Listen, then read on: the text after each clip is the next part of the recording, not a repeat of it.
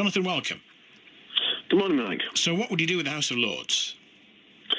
Well, quite clearly we've got a system which isn't fit for purpose. The idea of political appointments... Hang on, why is it not fit for purpose? Well, simply because we have an unelected chamber of political appointments where we're getting people who are being elected to the House of... who are being selected and handed peerages who don't necessarily have any qualifications for doing the job. We've got people who are coming in on a party political basis where it's simply at the whim of the Prime Minister, who will decide to create more Conservative peers than peers of any other party.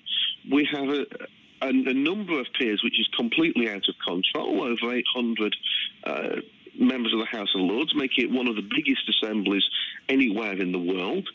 And when you've got a system like that, it is hardly democratic and it's hardly conducive to scrutinising legislation. This isn't what we'd expect in the 21st century. So would you go for an elected chamber then, or just scrap it altogether?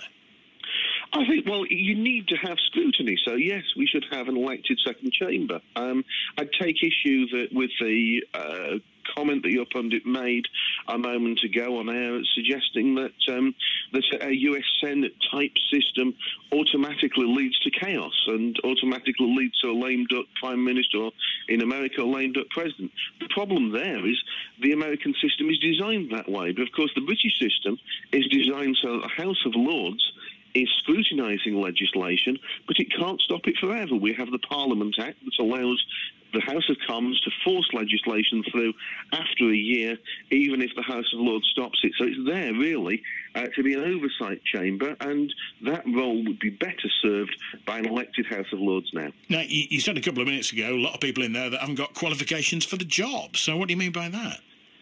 Well, effectively, if you're going to appoint people to a house rather than elect them, then you really need to make sure that in one way or another you're actually bringing the best people for the job in. Now, there's no way on this planet that Cameron can make the case for that, when actually what's happening quite often is failed politicians are being brought back and escorted into the House of Lords. Failed politicians?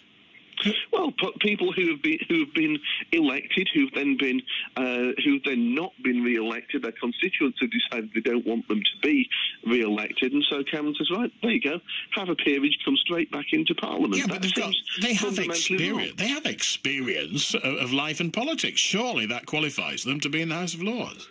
And if they've done a bad job and they've been voted out, to then say, "Well, the members of the public have said they don't want you, but never mind, we'll bring you back anyway." Come on, what message does that send out to the average person on the street? It's completely wrong. It should be done in a fair, open, elected manner, and you wouldn't get this absolute nonsense where for every 219,000 votes the Lib Dems got at the last election, they get a Lord.